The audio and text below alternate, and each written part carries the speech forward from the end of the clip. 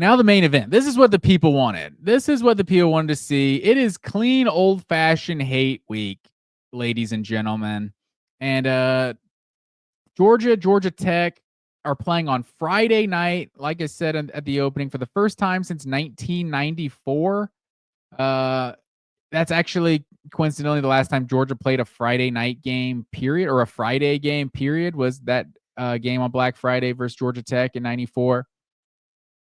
I don't hate this. I'll be honest. I know we talked about it at the start with the chat. Hates the idea of Georgia Tech being on Friday night. So Georgia leads this all-time series 71, 41, and 5. Won 19 of the last 22, including 6 consecutive. Kirby Smart is now 6-1 in this game. But going back to the Friday thing, for one, let's talk about the elephant in the room, the Black Friday thing. Is Georgia finally going to rock some black jerseys? I don't know.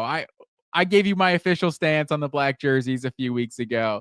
I'm here for it, but I see some players on social media calling for like a blackout again and all that. I don't think you can do the blackout again. I mean, I guess if you're just trying to manifest these black jerseys, like if we wear black, the team will wear black. I don't know. Do what you want to do. I'm not here to rain on anyone's parade. I'm not here to yuck your yum if that's what gets you going. But I look at the Black Friday game. Yeah, it'd be a great time to wear black jerseys. It was a great atmosphere at Tennessee, but I don't think you need to do it again. If Georgia rocks black jerseys, I'll be amped, but I don't see it happening. But this game being on Friday night, I keep getting distracted. This game being on Friday night, I don't dislike because I remember in those early Paul Johnson years when Tech had some good teams and Georgia had some not as good teams. I want to say 2009 was one that comes. 2009, I think, is the game. And let me refresh everyone's memory. 2009 is the We Run This State game. And I honestly, as a child of the 90s, I remember the 3 straight wins that Georgia Tech had over Georgia. What was it? 98, 99, 2000. Very young age, very primitive age. But I do remember those, but vaguely, right? I was still a little kid. And then Mark Richt absolutely dominated Georgia Tech, right? And it was just, they beat them big too. I think that SEC championship year in 2002, they put a 50 spot on them. It was just every good Georgia. It was like when Georgia wasn't as good, it would be a close win. And then when Georgia was good, they would absolutely beat the brakes off of Tech. And 2008 was the year that Georgia was preseason number 1 and all that. Got blasted by Alabama, got blasted by Florida, and then in the Georgia Tech game late in the season, I think Tech ran for like 400 yards or something. I'm not even gonna look it up. I don't even want to remember. I just remember Rashad Jones not being able to tackle Jonathan Dwyer, and was it Roddy Jones? I want to say, dude, he's on ESPN now as a play-by-play guy. But that was the game that I feel like reignited my clean old-fashioned hate for the Georgia Tech Yellow Jackets, because you don't realize how big this rivalry is until you lose. And for Georgia, they haven't lost a lot. And so in 2008, just that team just being as underachieving as they were, like to lose to Florida and Alabama, like those teams were ranked number 1 and number 2 going into the end of the SEC championship that year. Like those were great, maybe all-time great teams. 08 Florida definitely was. And then you lose to Georgia Tech in the season finale. It's just, I think that was Stafford's last game at Georgia. That game just left such a bad taste in your mouth. That season, like you would have thought that team didn't go to a bowl game. They went 10-3, I think, finished like ranked 11th or something. But what the expectations were, it just felt like such an underachieving season.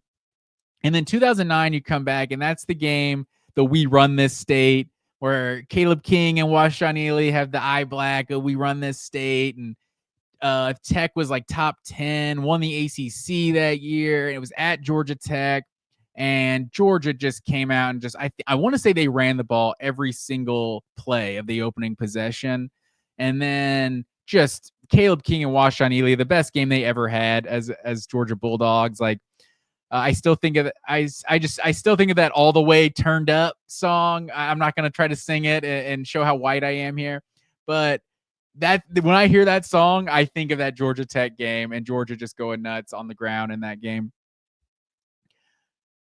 So that's what I feel like reignited the rivalry for me. And so this rivalry doesn't feel like a lot until you lose, and then it gets real serious, super serial. And so let's go into Georgia Tech. The last time, like I said, last time this game was played on a Friday was 94. Georgia comes in as a 19.5-point favorite in this game. And I feel like that's too high. Like, I mean, Georgia, you could easily talk me that Georgia wins this game by 3 touchdowns, and I wouldn't be surprised. But we've also seen this Georgia team be very inconsistent at times. Not to mention the ground game. I think that's going to be the key to Georgia Tech's attack in this game. So, first of all, before I even get into that, last year, I'm not going to deny that Georgia Tech gave Georgia a good game. I feel like it's being a little, overblown. It was 31-23 a year ago. This thing was also 31-13 going into the fourth quarter. Haynes King scores a touchdown with like 5 minutes left or 4 minutes left to cut it to 8. And then Georgia runs the clock out. And Georgia Tech never actually had a possession where they had the ball with a chance to tie or take the lead. So, yeah, it was a respectable performance from Georgia Tech without a doubt, but it's not like it was just, I don't know. It's not like it was like truly like a game that you sweated to the end. Like it feels like some of these Georgia Tech games are kind of sleepy, and I'm going all over the place, but that's what actually brings me back to my main point that I strayed from is of this game being played on Friday night. Is a lot of times this game gets lost. I was going back to 2009. That's the last time I remember it being like a night prime time game. I want to say 2013. 2013 was the year with Todd Gurley where it went to overtime, and I think Georgia was down. No, that was 2013 because that was when Hudson Mason was starting after Aaron Murray tore his ACL. I want to say Georgia Tech was up like 21-3 or something in that, and then Todd Gurley just put the team on his back, scores the touchdown on the first play of overtime, and Georgia makes the comeback victory. That's one of the last times I can remember, like, have a memory of like that game at night is 2013, and then 2009, like I'm talking about. This game usually gets lost at like noon on SEC Network, and you got all these other big time games. Florida State typically is a bigger game. South Carolina Clemson is typically a bigger game, and Florida State, I think that was Black Friday. I want to say last year, or was it Thanksgiving night or Black Friday? One of the two. And then obviously you always have Ohio State, Michigan. It's always a noon kickoff. So you've had, with all these other rivalries and Georgia Tech being as uncompetitive as they are, this game kind of gets lost sometimes. So I don't hate the idea of it being on Friday night because it's a primetime night game that a lot of people are going to be watching.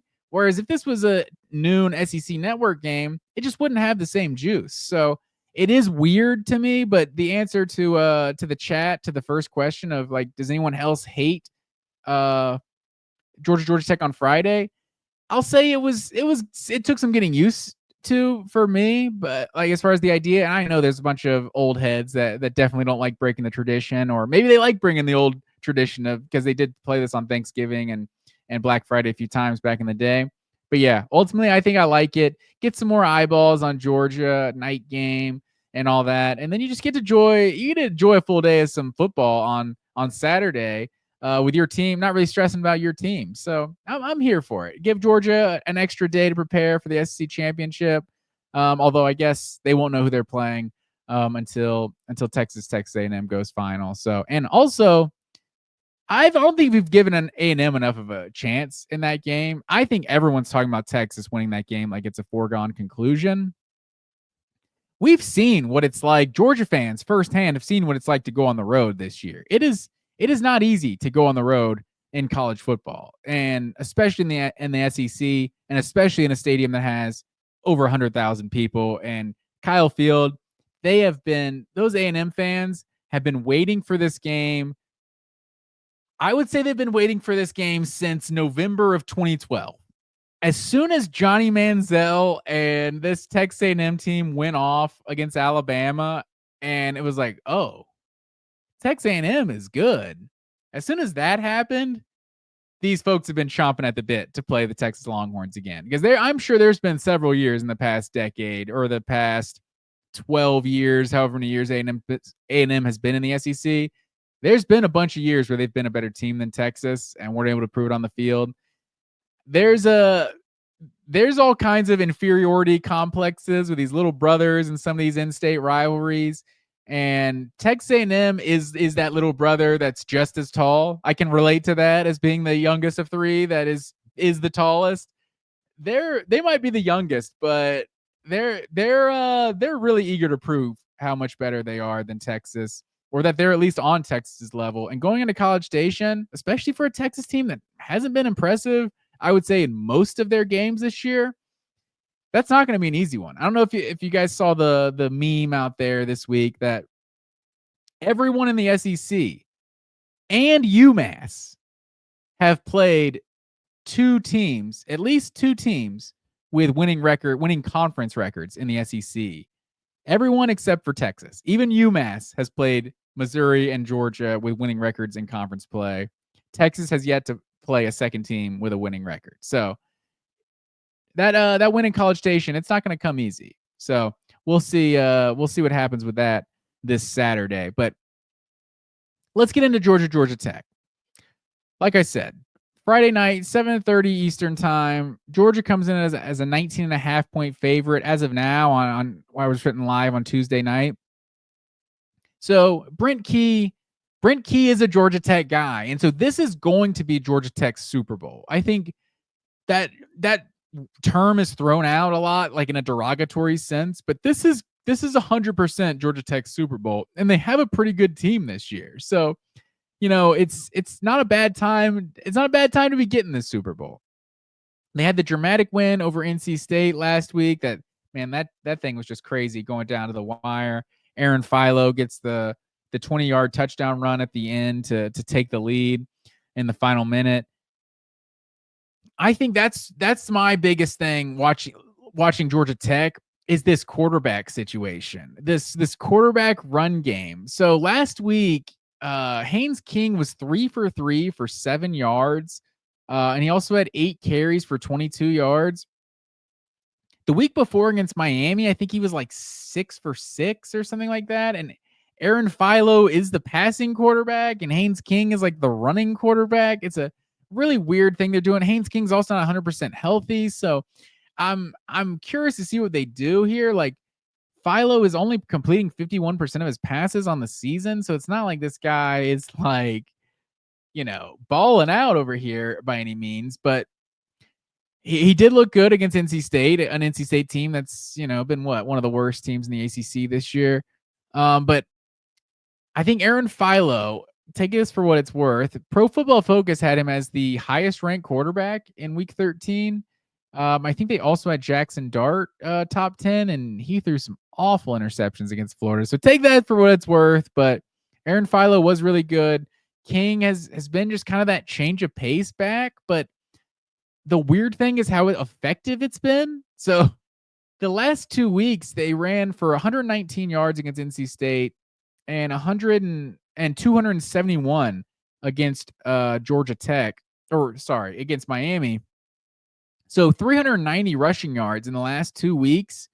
185 of that has been the two quarterbacks. So 47% of their rush offense the last 2 weeks has been the quarterback run game. So, Haynes King is a dynamic athlete. So I think, especially when you look at what Georgia has given up, like on the ground this year, I've talked about the UMass game, but you can throw out the UMass game.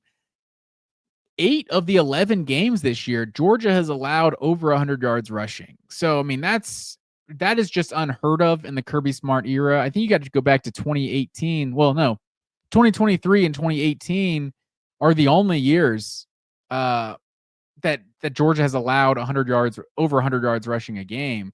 and they're doing that again this year. So, hopefully that's not a trend.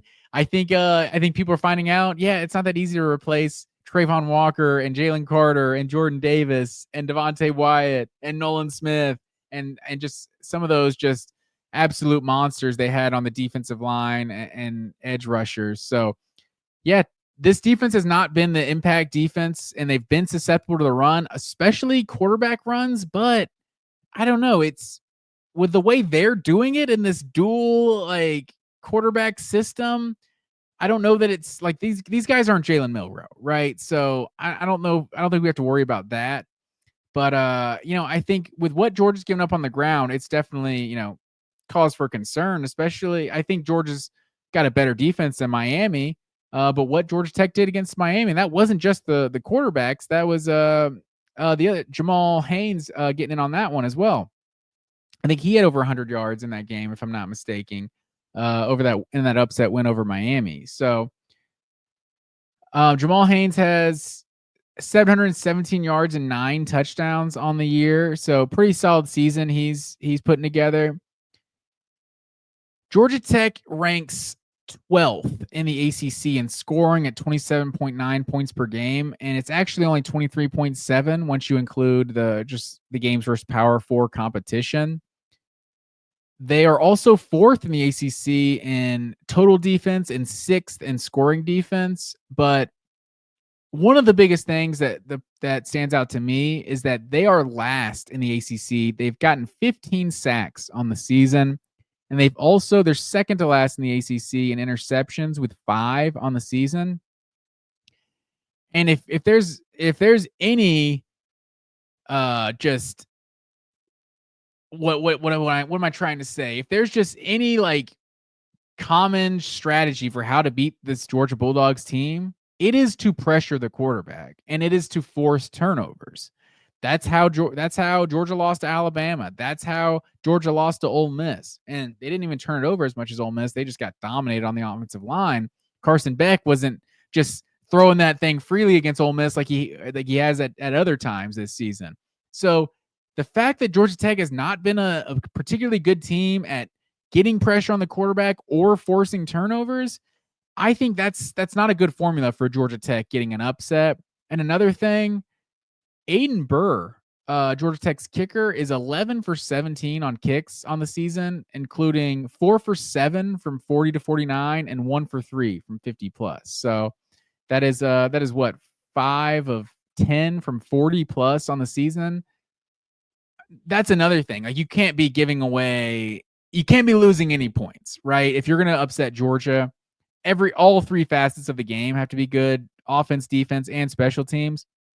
And if you're leaving any points out there, if it's a red zone situation and Georgia forces a field goal, and instead of selling for 3, you get a big 0, that's the kind of thing that it's going to change the dynamic of this game. So that's another thing that I don't think is working in Georgia Tech's favor. So, we've seen Georgia Tech 7-4. This is their best team they've had. This is probably the best team they've had in a long time. So Brent Key, they went 7-6 last year after winning the Gasparilla Bowl, and then 4-4 in year 1. But that was probably ended up being 4-8 after they fired Paul Johnson. 5-7 after they fired Jeff Collins, I should say.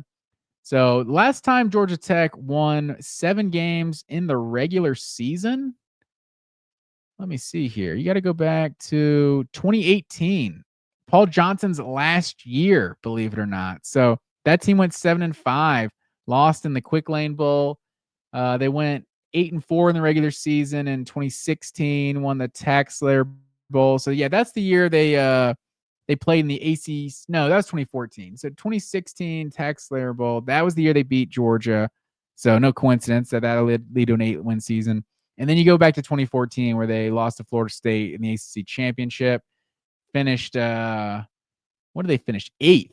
Georgia Tech finished 8th in the final AP poll 11 years ago. Crazy to think that. But yeah, so you look at the Georgia, I was kind of alluding to this earlier when I was talking 2008, but when you look at the Georgia teams that have lost to Georgia Tech, it has been an underachieving team. It is, You look at, like I said, 19 of the last 22 that Georgia has lost. So they've lost 3 games this millennia. And in 2016, that was year 1 of Kirby Smart. It took like a crazy 4th down play that got kind of snuffed out, but then the guy just made a ridiculous uh, play just off the cuff, cut it back, and got in the end zone on a 4th down. So 2016, that's year 1 of Kirby Smart. Just fired a head coach a year ago. Like, that's a year that Georgia Tech was able to beat them, like a 5-loss team. The 2014 team, like the 2014 team is by far the most underachieving team of the Mark Richt era. That was the team that lost to South Carolina, Florida, and Georgia Tech. It was the game where you had 1st and goal on inside the 5, and you didn't give it to Gurley, and then you get the intentional grounding call, end up having to settle for a field goal, and you missed the field goal. And then Florida, the Trayon Harris game where Georgia gave up like 400 yards rushing or something to Tech to Florida, and Trayon Harris threw like 5 passes, and they still somehow got the brakes beaten off of them. And then they lost to Georgia Tech that year, which was that the squib? Yeah, that was the year you did the squib kick, and then I think it was Harrison Butker. It's like the 50-yarder to force overtime. Maybe it was a 60-yarder to force overtime. Let me pull that one up. Georgia Tech 2014. So Tech won this one 30-24. Let me see here. I think I'm remembering this one correctly. So scoring summary, Hudson Mason to Malcolm Mitchell with 18 seconds puts Georgia up 24-21. Then he did the squib kick. Harrison Butker from 53 yards tied it, sent it to overtime, and then Tech won in overtime. Those have been the teams that have been upset by Georgia Tech. It has been underachieving teams. And I think if you're talking about this 2023 Georgia team, it's really hard to determine if they're underachieving or not. Because I think just as Georgia fans, we watch this team and we see the performances versus Kentucky, performances versus Florida, without DJ Lagway. Like, they've just had some really dud performances. They've also had the toughest schedule in all of college football. Like, it was a bad performance against Ole Miss, but just going on the road and losing to Ole Miss is not really anything to be just embarrassed about. Same with going on the road and losing in Tuscaloosa to Alabama. So it's hard to say they've underachieved, especially when they have those 2 teams aren't in the playoff, right? The other 2 SEC teams that are in the playoff are Texas and Tennessee. And Georgia beat those teams both of them by 2 touchdowns. So it's hard. It's hard when you're talking about this team if they're underachieving, if they're not, or maybe they're achieving exactly as good as they are. They're just not as good as we thought they were. But, Carson Beck had that streak of games where he's throwing all the interceptions, a lot of drops on this team, a lot of injuries in the running back room, on the offensive line. It's hard to know if they're underachieving or if they're just maybe underachieving expectations, but maybe not actually underachieving their talent level. But they seem to be hitting their stride at the right time. I just also going back to those other years, 2016, 2014, 2008. Those are also years where Georgia wasn't playing for the SEC championship. And years where Georgia plays for the SEC championship, they just tend to not struggle with Georgia Tech. So 2020 was a year that they missed, but obviously didn't play Georgia Tech out of conference. So I think, like I said, this is going to be Georgia Tech's Super Bowl, but I think usually it takes a kind of perfect storm for Georgia Tech to beat Georgia. It's, Georgia Tech's, hitting their stride at the right time. Georgia's not. This Georgia team's won 30 straight home games. They can tie an SEC record with 31 straight home wins. I just don't know if I see Georgia covering. I wouldn't be surprised if Georgia covered this one, but I just tend to think it's not going to be too difficult of a game. This Georgia Tech team is much more respectable than they have been in recent years, like we've talked about. But in the end, I think this Georgia offense is going to be too much, and I think this Georgia defense is going to come out with an edge because I think Kirby Smart was embarrassed by that UMass performance, and I think he's really gonna get into this defense this week. And Kirby Smart, as a UGA guy, he knows what this rivalry means. You know, the Gen Z, the millennials, they might not know really what Georgia Tech means in terms of like this game. This is a game that Georgia's dominated for 2 decades now. So Kirby Smart, he still remembers when Georgia lost to Georgia Tech, and he's going to make sure that doesn't happen again. I think Georgia gets 31st home win in a row, and I'm going to say they don't cover. Actually, now that I think about it, I am going to pick Georgia to cover because I started to say they weren't going to cover, and then I started to pick them winning by 3 touchdowns. So I'm going to say Georgia wins this one 38-17. I think this is going to be a big game for the offense. Like you saw Carson Beck come out last week with 4 touchdowns on the first 4 drives of the game.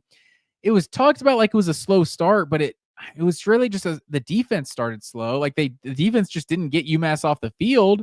And so this offense wasn't able to make it 28-0 when they had 4 touchdowns. It was only 28-14 or something, I want to say, at the half. And then Georgia made it 35-14 early in the third, or 31-14 early in the third quarter. And then they give up the big play. And then after that, it was 31-21 early third quarter and then 59-21. So I've already talked too much about the UMass game. That's not going to be how this game plays out. But I just think this offense is kind of feeling it a little more. Carson Beck's getting his confidence back. Also, there's something to be said with this game is usually played at noon in a sleepy Stanford Stadium. I think the Friday night 7:30 environment is really going to work in Georgia's favor. And I think you're going to see a different energy in this crowd than you normally see for Georgia Tech. And I think that might play, and maybe some early turnovers in this game can kind of get away from Georgia Tech. Because you look at these quarterbacks this year. I mean, Philo's thrown 1 touchdown and 2 picks when he's like he hasn't been amazing. I think Georgia gets some pressure. I think Tech might have some success running the ball, especially with some of these quarterbacks. But ultimately, I don't think they're able to do enough to really make this a 4-quarter game. So I'm going to take Georgia to win this one. I'm going to say 38-17. That's a 21-point victory. So I guess by definition, I have to say Georgia's going to cover the spread. Do with that what you will. But yeah, I think the Dogs take care of business, and they're not looking ahead to that SEC championship. One thing I think that makes it a little easier not looking ahead is that you don't know who you're playing yet. So you don't have to worry about Alabama, right? You don't have to worry about, I guess it's usually Alabama, right? LSU, Kirby has played, but you don't have to worry about any of that. You just worry about getting your game, playing your game on Friday night, winning the in-state rivalry for a 7th straight year, and getting ready for get as healthy as you can be for the following Saturday. So, like I said, I think Georgia wins this one pretty easily, and I'll say they cover the spread.